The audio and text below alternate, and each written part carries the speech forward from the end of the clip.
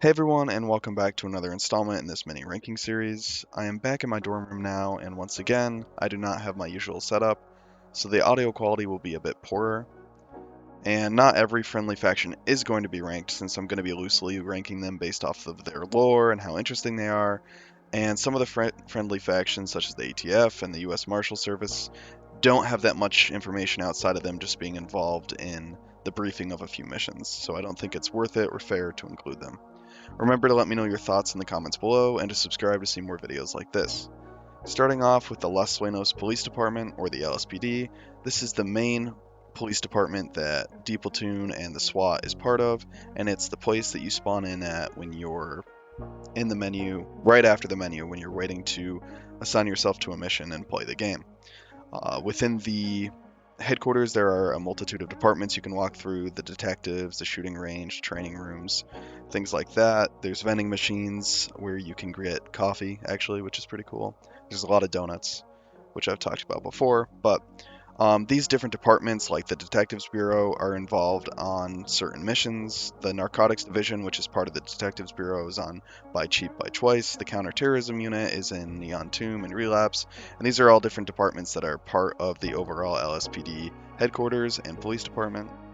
And then the Metropolitan Division, which contains the special divisions, which includes the SWAT, essentially. So D Platoon, who is the main faction that you play as in Ready or Not, alongside of B Platoon and C Platoon, are the SWAT, or Special Weapons and Tactics divisions of the Metropolitan Division of the Los Sueños Police Department. And then in addition to that, the Metropolitan Division also has an LSPD K9 unit as well. And then you have the normal patrol officers who make up the day-to-day operations of a police department, and you can hear about them in various missions. For instance, in Carriers of the Vine, you hear about the one officer killed prior to the arrival of the platoon, and that's the actual event that sparks the introduction of D Platoon on that map. In A Lethal Obsession, Gerard Scott kills 5 police officers, which is what draws D Platoon to be sent to his house up in the woods. And the Las Vegas Police Department, or LSPD, is based on the real life LAPD. And with all that kind of information lore wise, like, it's the nice thing about the LSPD, it is the one and only faction that you can actually walk through and see outside of the missions, which definitely bumps it up. There's a lot of hidden little details around the headquarters itself, which definitely gives it an advantage over the other factions, as you don't get to see their home base of operations. And with exception of D Platoon, because D Platoon is headquartered in the LSPD. So it's nice to see the secrets that they have, the evidence room, things like that. Basically contributes a lot to that. And you can see like the emotional, mental health of a lot of the officers there is poor.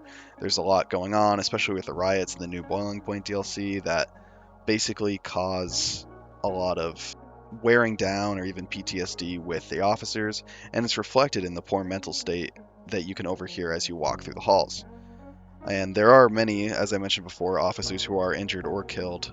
That leads to these missions happening because of the passing of the murdering of the officers and the injuring and attempted murder as well.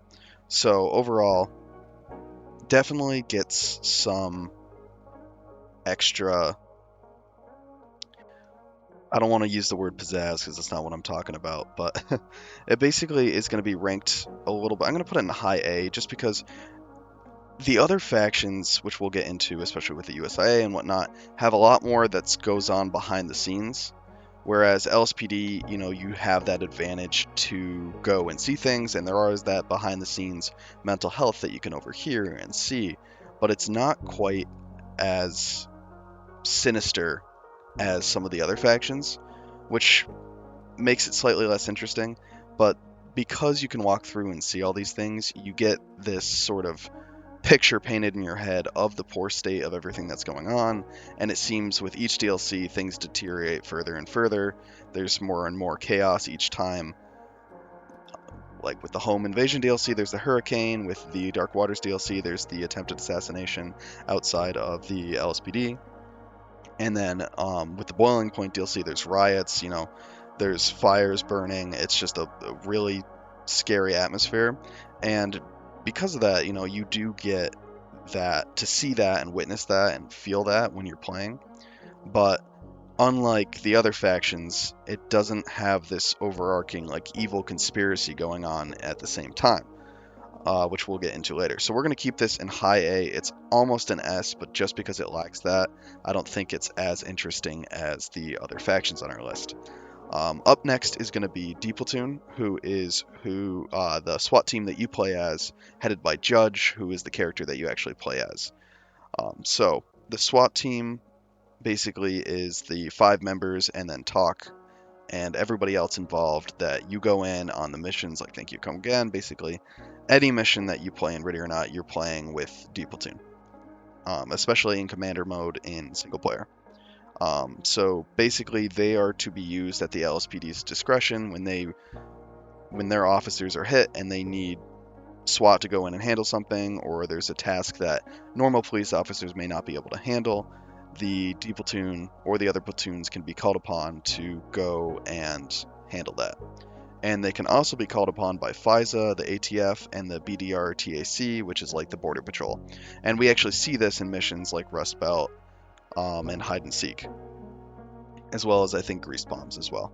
So the actual number of the members in D Platoon is unknown, but when you go in on a mission, there are 5 of you, including yourself, especially on commander mode. And then there's Talk, who's the basically overseeing everything as well, and kind of not quite scene command, but orchestrating the resources and everything else like that.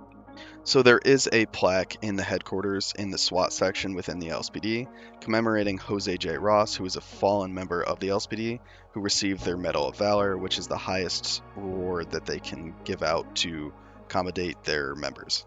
And he is presumed to be a former member of the LSPD as well. So, Judge, or David Beaumont, is the commander of D Platoon, and he's who we play as in the campaign, and he seems to be the wonder child of the D Platoon. He seems to be an exceptional leader who can take them in and get everything that needs to be done. Judge also, unlike the members of his team, does not have a mental health leveling system. So like as you go progress through missions in single player, if you're taking down a lot of suspects without arresting them and causing a lot of chaos that way, things like that, the mental health of your team is going to decline, and it can decline to the point that it actually disallows members of your team from being able to be used for missions from that point forward because their mental health is too low. They're not capable of going through these missions. Judge does not have that similar scaling mental health. Whether that's a game mechanic, I don't think so. I think it's a little bit deeper than that. I think sort of with that USIA background experiments kind of thing, that Judge has something, whether it's training or conditioning, that enables him to not be affected mentally by the operations and the missions that he goes on. But that is D Platoon in a nutshell. And overall, they're very interesting. They sort of like the LSPD, but not to the same extent. You can go and see their headquarters, the SWAT HQ, within the Lasenos Police Department, but it's not to the extent that you can walk through the rest of the department, obviously, because it's just one department. But with the mental health of the officers and the kind of background information that seems to be going on with Judge and these alleged experiments and whatnot from the USIA, they overall, I think, are far more interesting and in-depth than the LSPD is as a whole. And with D Platoon being placed in the S tier, that's going to lead us to discussing the Federal Investigation and Security Agency, or FISA, who are based on the real-life FBI. So they appear in the missions Greased Palms, Rust Belt, and Hide and Seek.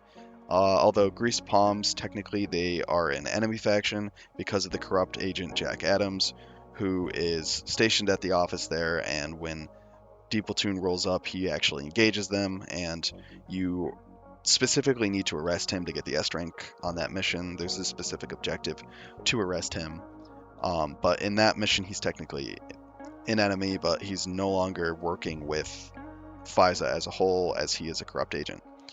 But in Rust Belt, they are part of the overall task force sent to basically stop the Los Locos from getting out of the United States into Mexico with that tunnel. And then in Hide and Seek, they're part of the joint strike on the shipping port. and so you don't interact with them in that mission either, but you hear them in the briefing through the FISA team lead, who provides the briefing and the information that you're going to need when you go into the port. And then the FISA commander is the person who comes onto the radio to instruct Judge and D Platoon to close the door of the container of trafficked women. And it's important to say that these two, like the team lead and the commander, are two different people. So like when you're on hide and seek and you find that container and you open it and you radio it into talk, the actual commander of the operation from FISA comes onto the radio to instruct Judge to close that door and to leave the women in there, which, anybody else was perfectly capable of FISA to come on and say that, but going all the way up to the top seems a little sketchy. And in addition to that, there's two schools of thoughts here. Most people, myself included, think it's a little suspicious, maybe a lot suspicious that they did that. And then the second school of thought is that they want the door shut because opening a door to a bunch of people and basically having freedom for them could cause them to flee and run away and try and escape, which, it's natural. Like, humans want to be free. Nobody wants to be kept against their will, of course. But in doing so, they lose valuable witnesses to actually put the people who are doing this behind bars. Which, I give that argument some credibility, but at the same time, that is something that you could obviously explain to D Platoon while they're there. Like, that's not something you have to just like be all sketchy about. So the way that it's presented in what the FISA commander says, to me, does not support that. But I do agree it's a credible theory. Do I think it's the reality? No. So it seems like there's some sort of awareness with this trafficking that's going on. And I could be mistaken. It's been a while since I've played this mission, but reading through the briefing, I seem to remember you're looking for guns and drugs, and a little bit of auto trafficking as well. But you're not being told that you're looking for people. So uncovering that container didn't sound like it was part of the plan, and FISA's quick jumping to keep it closed, like, we don't want this getting out kind of thing, makes me a little suspicious that they're aware of it going on and did not intend to stop it. So, with that kind of sketchiness as well, I think just based on how deep that rabbit hole could go, they're also going to go up an S.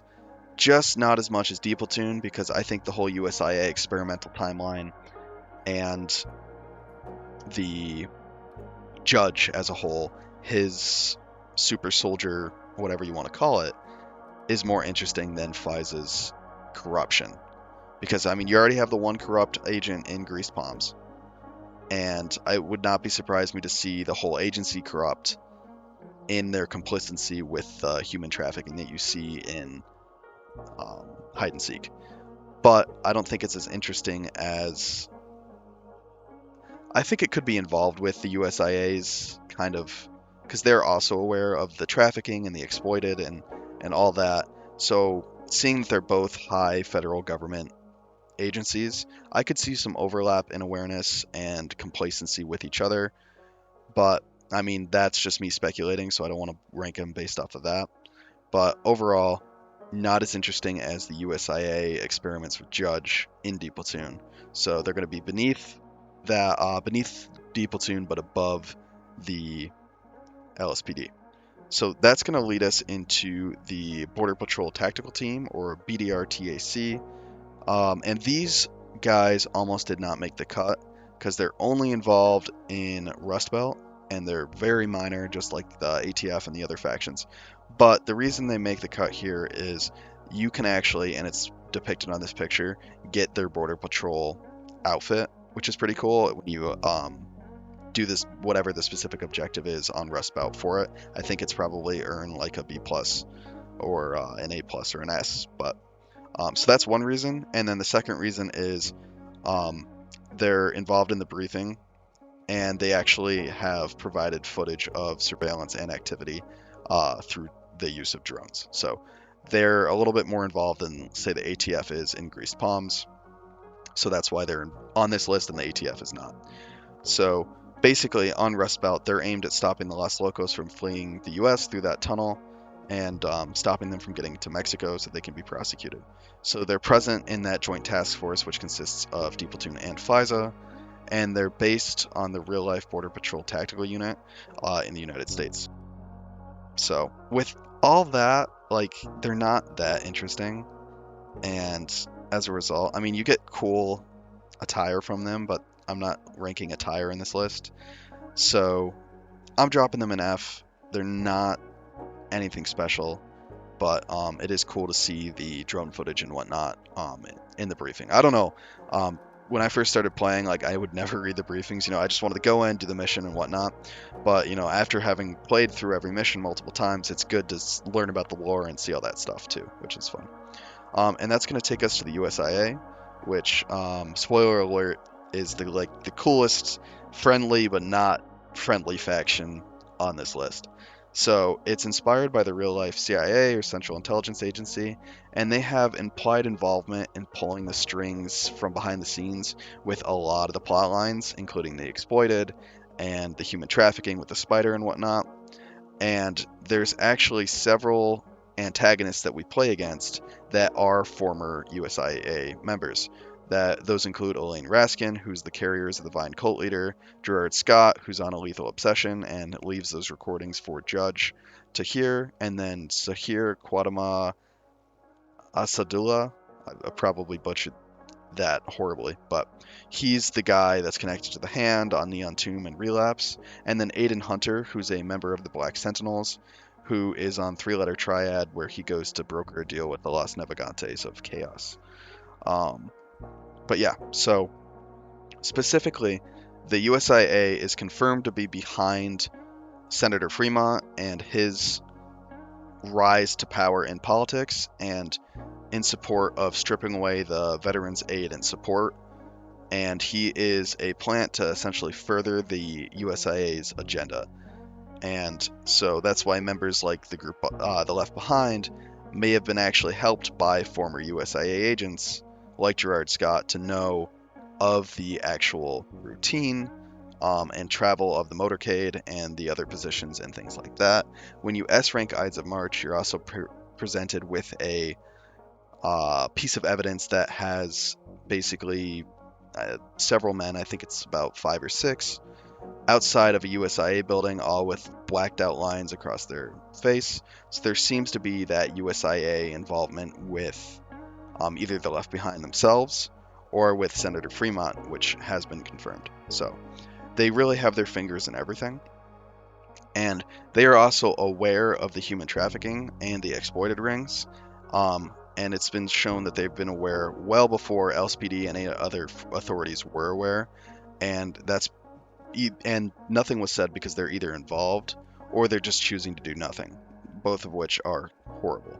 So Elaine Raskin, the Carriers of the Vine cult leader, is likely connected to the demands that were sent to MindChat, which occurred after the kidnapping of an employee, Keith Arnold, where they demanded a server rack belonging to Amos Vall, who is the dad from Valley of the Dolls, who is basically the main antagonist from the exploited time frame, who is behind the creation of everything from the exploited time frame, is the way that we're going to phrase that. So essentially, the kidnapping of this employee and the fallout from it shows that Elaine Raskin, as a former USIA member, had knowledge of the happenings going on at MindJot and the storage being used to basically hold and distribute the different product from the exploited arc. That awareness likely came from her involvement with the USIA. And maybe, it is a misandrist cult focused on, I mentioned in the previous video, they are a sympathetic faction in the sense that they're trying to help women who have been exploited or hurt or harmed in the past. But the way they go through doing it obviously gets the attention of the LSPD and D Platoon and leads to their subsequent arrests. But maybe she left the USIA because of all the things that she was aware of, and founded this cult. Maybe she's still involved with the USIA, and this cult is being used to work with the whole brainwashing and mind control thing that the USIA experiments are running. Both of those are just speculation, although I find them both to be pretty interesting. So, either way, that's Elaine Raskin from the Carriers of the Vine. Gerard Scott, who's in the Lethal Obsession, has boxes labeled Mind Jot, and this is the second time, or more so the first time if you're going in difficulty order of playing through the missions, that you encounter a former USI, Gerard Scott, who's in a Lethal Obsession, has boxes labeled Mind Jot throughout his house, and he is the first former USI agent that you interact with if you're playing it in the order of difficulty that the game originally presents to you. And he's the one who leaves recordings for Judge, who's kind of trying to clue him in that there's a bigger picture going on and that maybe he's even being experimented on. But these Mind Jot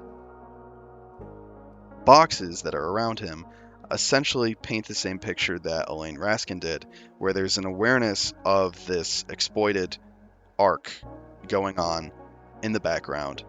And, you know what, maybe it's things like this that got him to leave the USIA, or, you know, similar to my other theory with Elaine Raskin, maybe he's still involved and trying to mess with Judge or the other experiments or whatnot. In this case, though, I lean more towards, like, he got fed up with the USIA and decides to be a rogue and was likely helping factions like the Left Behind and is trying to help Judge to fight against the USIA. So I recognize now, like, they are technically a friendly faction, but they're just so deeply involved that, to me, they're an enemy faction, but technically they are considered a friendly faction. And then Sahir Quadma Azadullah, once again, probably butchered it. His connections to the Hand and Neon Tomb and Relapse are supposed to mirror, or allegedly mirror, the theory that Osama bin Laden was also a CIA asset helping to fight the Soviets in Afghanistan. But in this case, it's geared towards Yemen, and it's a little bit different, but it's theorized that it's supposed to reflect that as well. But a former USIA asset versus a former USIA member, who's to say? But overall, it's interesting to see those three former USIA members are actually people that you go and trying to arrest or neutralize, depending on the way that you play the game. So the last member, Aiden Hunter, is the member of the Black Sentinels we see in Three Letter Triad, as I mentioned earlier, who's attempting to negotiate with the Las Navegantes. And this is once again involving another USIA agent as well with the scientist. So it's interesting to see these former members, whether they're aiding or disrupting USIA operations. And it's a interesting juxtaposition because it almost seems like people like Gerard Scott are trying to fight against the USIA, but we're, fighting against them because the way that they're doing it is causing, police officers to be killed and whatnot. So it's difficult to determine, like, who's really good, who's really bad, and just the extent to the USIA's involvement in the variety of plots, like with the MLO, with the Carriers of the Vine, with the Exploited, with the trafficking, is just incredibly interesting, and because of that, they're going all the way to the top of the S tier.